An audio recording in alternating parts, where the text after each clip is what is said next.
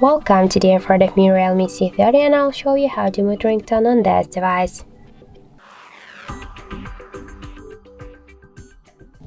So first let's open the settings and then tap to the sound section. After that you'll see here ringtone notification volume panel, and just to mute your device notifications and ringtones you should hold and swipe to the left side this volume panel. Also, you can make it by the second way. Just first press up or down volume button on the right side of your phone and then click here to the settings icon and you will launch the sound setting, the volume panels. Just to mute your device ringtone, hold and swipe to the left side this blue dot and then just tap here to done, and that's it. So thank you for watching, and if you find this video helpful, don't forget to leave a like, comment and to subscribe our channel.